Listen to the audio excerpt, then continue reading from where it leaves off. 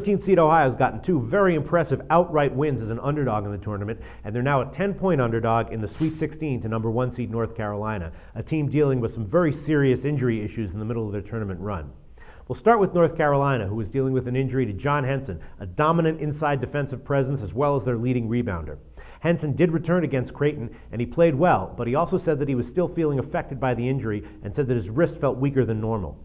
The 5 days of rest he'll have up until the Sweet 16 game will probably help him, so Henson will in all likelihood play against Ohio and be very close to 100%.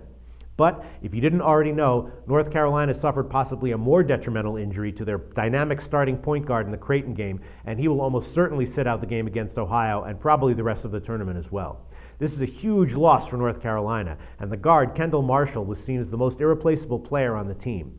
He was the engine that drove North Carolina's high-powered offense, and he brought talent as a ball handler, penetrator, and passer that just can't be replaced.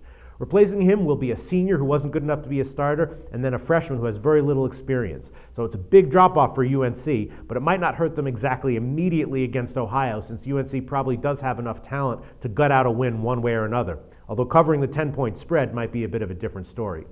Ohio got by Michigan and South Florida with great guard play and great perimeter defense. Against UNC, though, they will face a tougher challenge in terms of athleticism and rebounding. Ohio lives and dies by their star point guard, DJ Cooper, and they'll actually probably now be stronger than Carolina at that key position. And they also do have good depth, which will enable them to throw everything they have at UNC for 40 minutes, rotating players in and out. But in the end, there's just a lot of unknowns in this game. If Carolina's replacement guards are serviceable, which they should be able to advance.